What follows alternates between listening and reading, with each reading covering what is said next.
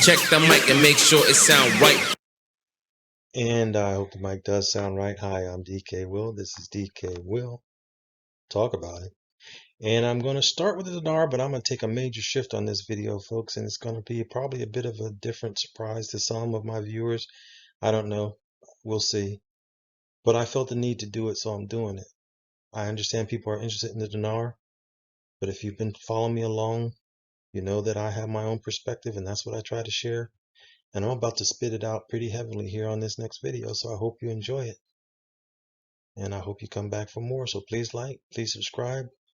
But we can't get started until we get started. So let's go ahead and get started. As an example, when we look at the news, rumors, and opinions for Sunday, that's today, folks, on June 5th, 2022, RV excerpts from the Restored Republic via a GCR, we see that it's really just a rehash of what I've already covered, and it's restating information that I've already given. And I'm not trying to be part of an echo chamber.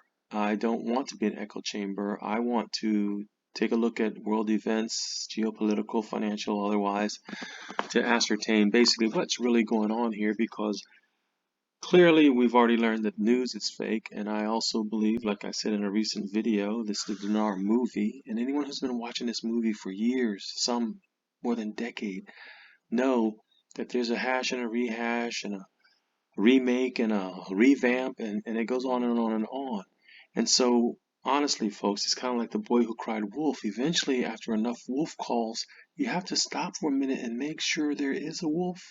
Now, don't get me wrong, I do believe there's a wolf in this woods, and that wolf is a global currency reset. I do believe that's a necessity.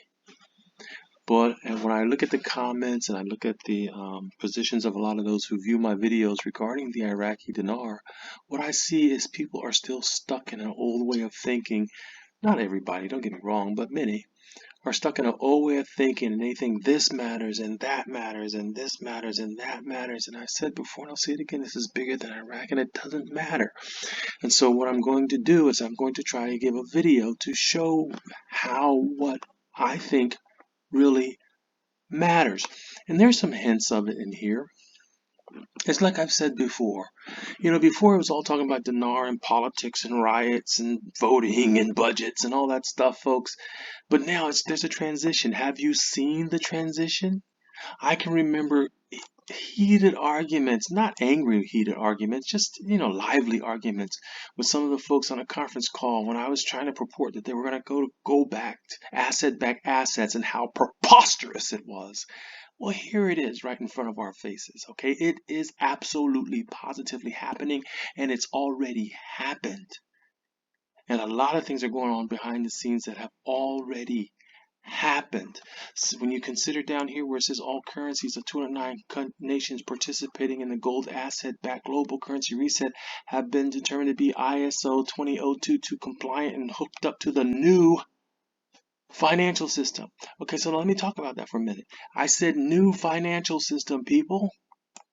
So if it's a new financial system and it's gold asset back and it's a great global currency reset, folks, you need to shed your old way of thinking. You need to shed your old way of thinking. And I'm going to show that because here, consider this. The gold-backed Chinese yuan has replaced the US dollar as the world's reserve currency. Well, doesn't that change things, folks? Absolutely, positively, it does. And so for those who think they know it all, they think it has to be this, it has to be a lop, it has to be this, it has to be the banks, you don't know. And let's be clear, I don't know. But what I do know is how to look at patterns and figure them out, folks. What I do know is that I seek the truth, and when you seek the truth, you find it. That's a promise. Seek and you shall find. And I believe that.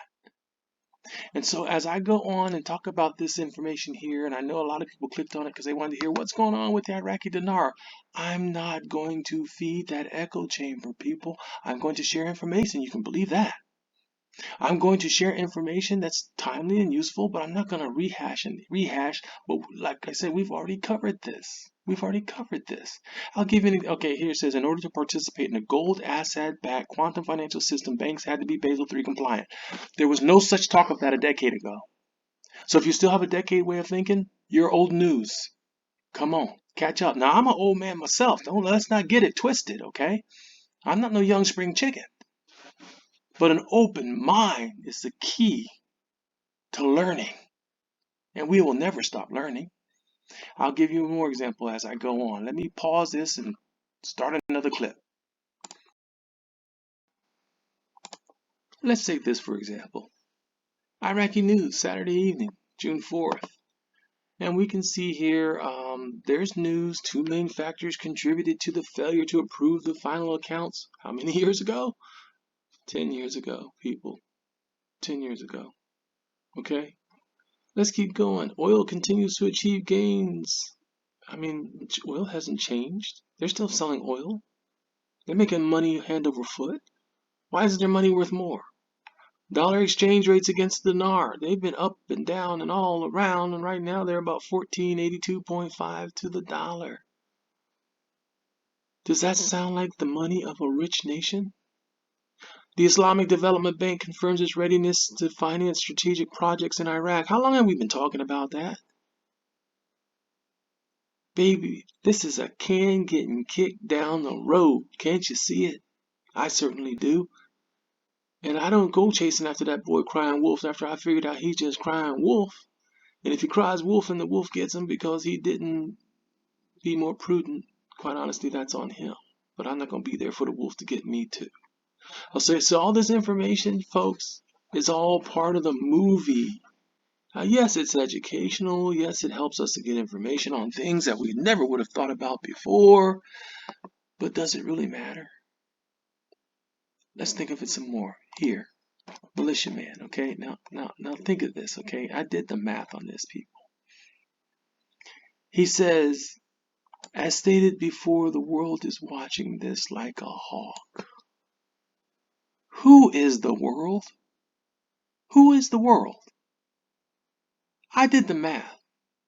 Okay, there's about 7.7 some billion people on this earth.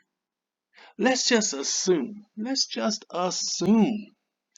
25 million of us are involved in this Iraqi dinar and Zim and Dong and all this stuff. Let's just assume it's 25 million of us.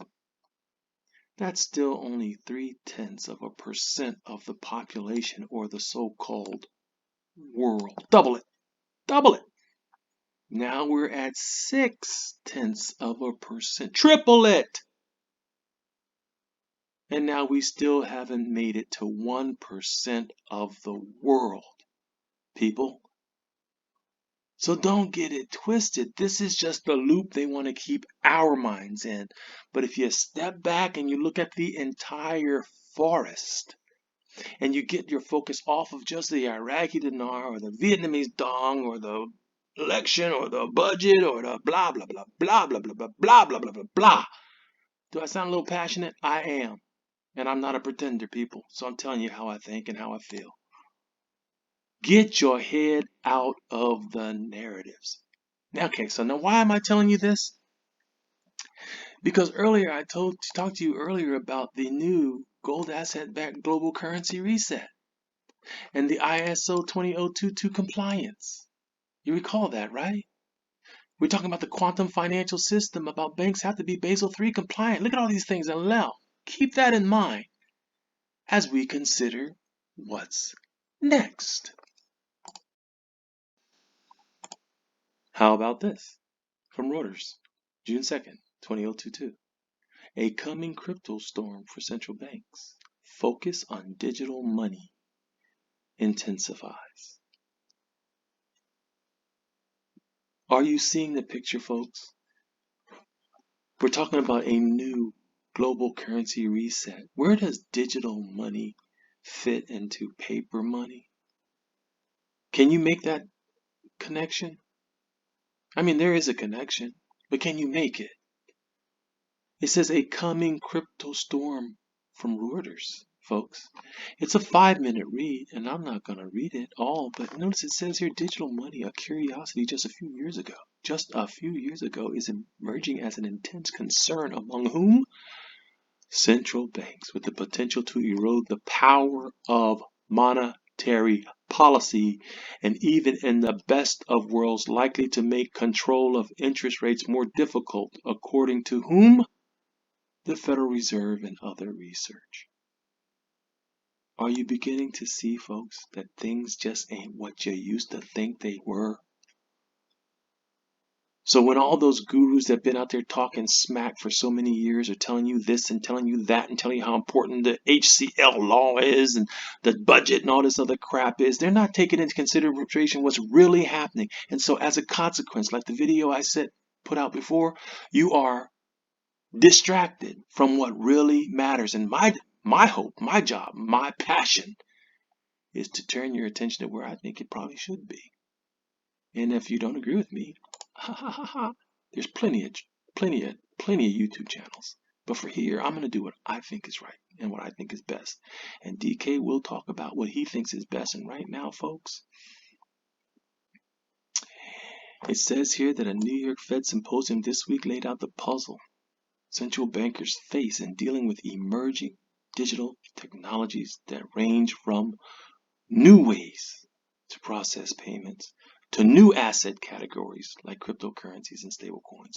New asset categories. In other words, they did not exist. Therefore, if you cling to what's old and trying to figure it out, you ain't gonna figure it out because the old didn't even address it. Do you understand what I'm saying, people? Do you understand what I'm saying? So where do we go from here to help hopefully shift our paradigms, our perspectives? Okay, because we can see, get out of here. We can see banks are losing deposits. Okay, we can see that. A retail CBDC could magnify financial sector stress, forcing the Federal Reserve to provide more liquidity to banks through existing tools. The Fed's reserve's longer-term footprint in certain asset markets, such as in U.S. Treasuries, could become more pronounced. Does that sound like a change? What about these things here? But payment processors such as PayPal and Apple Pay are growing fast. And at the start of this year, handled transactions on the scale of major credit card companies. We mentioned the Fed. How about this guy here? What does he say? Fed Williams, critical central banks understand the impact of digital money. Oh, now they're getting it? Now they're getting it? Okay. It says here again, the development of digital currency and payment technologies could change how the Federal Reserve conducts monetary policy and the composition of its balance sheet. Issues the central bank will need to work to understand, says Williams. Digital transformation could have implications for markets and for our interactions with counterparties, as well as how we carry out monetary policy. Do you see the change, people? I can't read these entire articles, nor will I read these entire articles. What I'm trying to do is get everyone to get out of the echo chambers. Things are changing. And they're changing fast. And if you are stuck in the old, you might die with it financially. Here's another one. Crypto's rise could change the Fed's monetary policy, a top bank executive says. Okay, I'm not a headline reader, just a headline reader, but it's touching on the same guy saying the same thing. Okay, so it's the same guy saying the same thing, but at least they can see that they need to start saying it. But it's not just a United States problem, folks, because when you go over here and you check out what has to be said at the International Monetary Fund, the IMF, you can see that Kristalina Georgieva, the IMF Managing Director, is confronting fragmentation and how to modernize the international payment system. Did I say international payment system? I believe I said international payment system. So, folks, yeah, you can keep getting caught up in that movie of the Iraqi dinar, or you can open and broaden your mind and your perspective and recognize that this is bigger than the dinar. This is a complete change of the landscape in the monetary policy. This is a complete overhaul of the monetary system. The old way of thinking does not apply.